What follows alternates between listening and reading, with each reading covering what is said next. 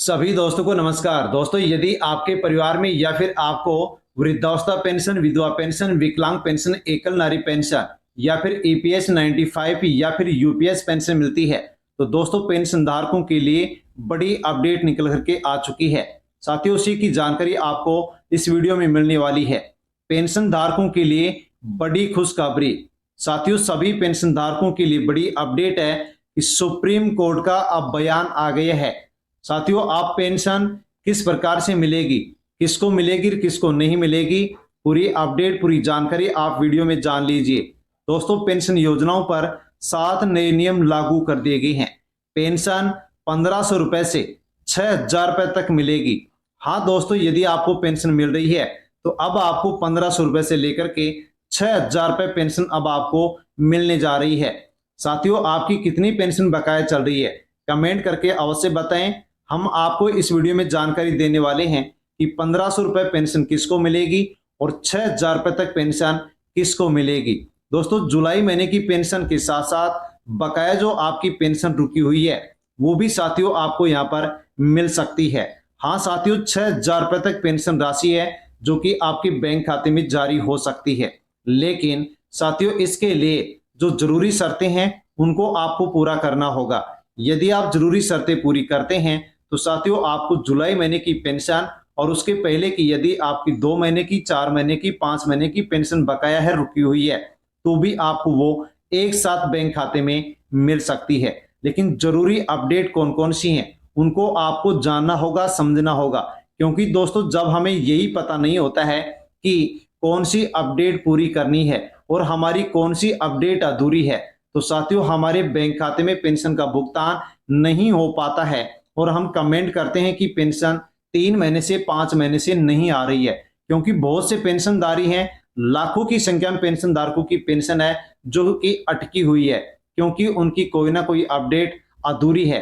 छोटी सी गलती होने के कारण भी पेंशन बैंक खाते में नहीं आ पाती है। तो दोस्तों, आज इस वीडियो में हम जानकारी लेंगे कि ऐसी कौन कौन सी गलतियां हैं जिनके कारण वृद्धावस्था पेंशन, विधवा पेंशन, विकलांग पेंशन रुक जाती है, अटक जाती है और हमारे जो दैनिक जरूरत के सामान हैं वो हम नहीं खरीद पाते और आर्थिक तंगी में आ जाते हैं।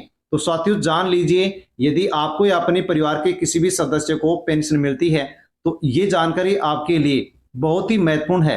तो साथियों, वीडियो एंड तक जरूर देखें, पूरी जानकारी लें और अन्य पेंशन धारकों तक भी वीडियो को टेलीग्राम, व्हाट्सएप, फेसबुक के माध्यम से सेंड करें। और जानकारी यदि आपको अच्छी लगे तो अवश्य ही साथियों आप लाइक करें। देश भर के सभी राज्यों के पेंशन धारकों के लिए बड़ी अपडेट है। किस किस के लिए है? तो वृद्धावस्था पेंशन, विधवा पेंशन, दिव्यांग पेंशन, ईपीएस 95 और यूपीएस जो पेंशनधारी है उनके लिए ये बेहद महत्वपूर्ण खबर है। साथियों, पेंशन से जुड़े कई बड़े अपडेट सामने आए हैं, जैसे कि सुप्रीम कोर्ट की महत्वपूर्ण टिप्पणी, बकाया पेंशन, केवाईसी, जीवन प्रमाण पत्र, पेंशन रुकने के कौन कौन से कारण हैं और नए नियम कौन कौन से हैं, इन सब से जुड़े जो भी अपडेट आए हैं उनकी पूरी जानकारी आपको इस वीडियो में मिलने वाली है। दोस्तों, कमेंट करके अवश्य बताएं कि आपकी कितनी महीने की पेंशन बकाया चल रही है और आप कौन से राज्य से पेंशन ले रहे हैं और कितनी पेंशन आपको प्रत्येक महीने मिलती है। सबसे पहले हम जानते हैं कि सुप्रीम कोर्ट की महत्वपूर्ण टिप्पणी आ चुकी है।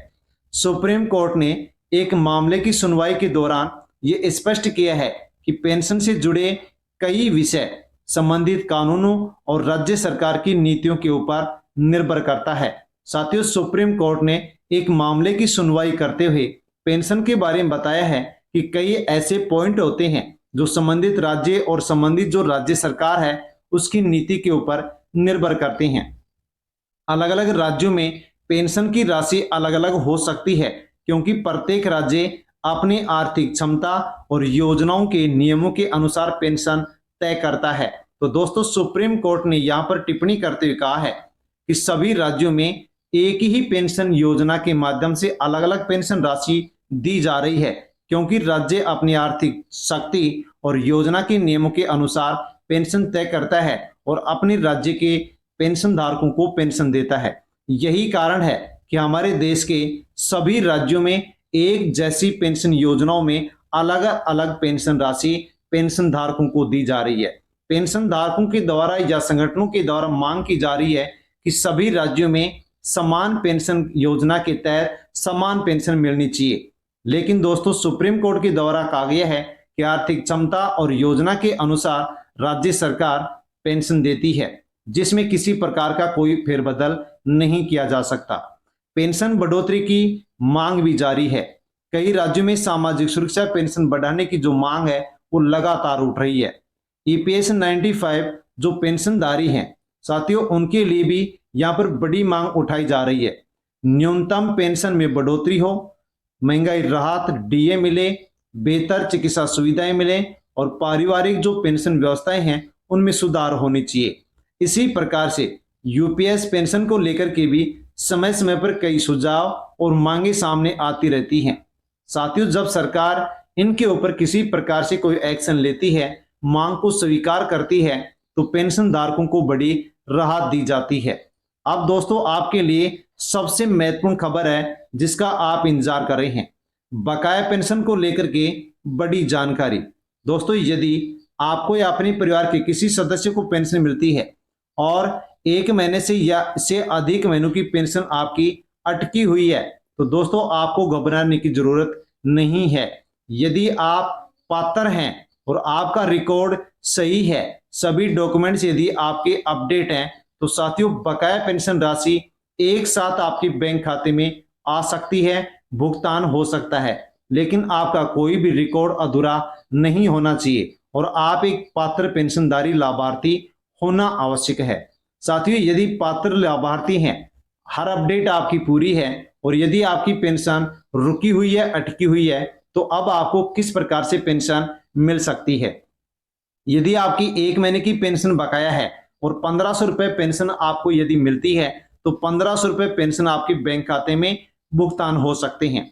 यदि आपकी पेंशन 2 महीने की बकाया है, तो साथियों 3000 रुपए पेंशन, और 3 महीने की पेंशन बकाया है तो 4500 रुपए पेंशन, और यदि 4 महीने की पेंशन का भुगतान आपका बकाया है और अपडेट पूरी है, आप पात्र पेंशनधारी हैं, तो 6000 पेंशन के पैसे भी आपके बैंक खाते में एक साथ ट्रांसफर हो सकते हैं। लेकिन साथियों ये स्थिति यहाँ पर एक उदाहरण के तौर पर है।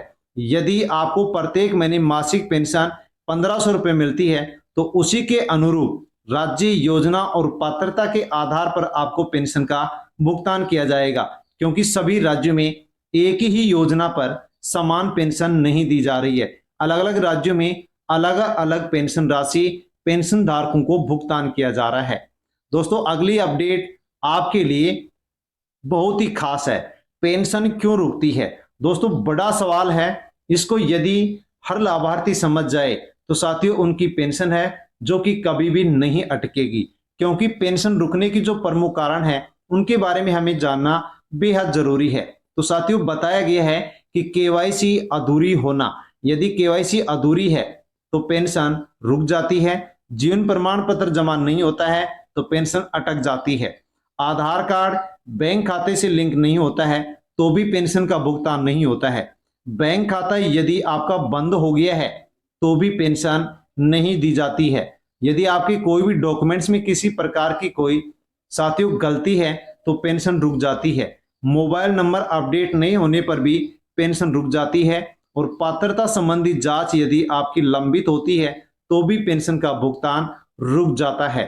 साथियों दस्तावेज में किस प्रकार की मिस्टेक होती है, तो आपकी जो भी साथियों जो बैंक खाता है, आधार कार्ड है, ration card, Jan Aadhaar card और जो पेंशन का रिकॉर्ड है, इन सभी में आपका जो नाम है, नाम की जो स्पेलिंग है, आपकी जो डेट ऑफ बर्थ है, इसके अलावा आपका जो पता है, एड्रेस है, ये साथियों आपका सभी डॉक्यूमेंट्स में समान होना चाहिए। यदि डेट ऑफ बर्थ, नाम या फिर एड्रेस साथियों किसी प्रकार से यदि कोई डॉक्यूमेंट्स में मिस्टेक है, मिसप्रिंट है, तो पेंशन का जो भुगतान है वो रोक दिया जाता है, क्योंकि वहां पर फिर अपात्र मानकर के पेंशन नहीं दी जाती है।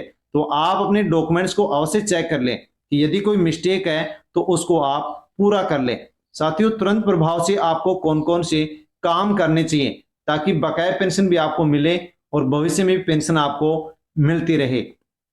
आपको केवाईसी पूरी करवानी है, जीवन प्रमाण पत्र समय पर पूरा जमा करवाना है, आधार कार्ड को बैंक खाते से लिंक करवाएं, बैंक खाता चालू रखें, मोबाइल नंबर अपडेट रखें और समय समय पर आप अपने पेंशन का स्टेटस अवश्य चेक करते रहें, ताकि कोई भी नया नियम आए, नया अपडेट आए, उसके अनुसार आप भी अपने रिकॉर्ड को अपडेट कर सके।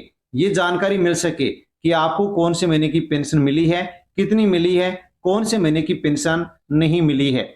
यदि दस्तावेज में कोई मिस्टेक हो तो उसको भी तुरंत आपको सुधरवाना होगा, ताकि आसानी से आपको पेंशन मिल सके।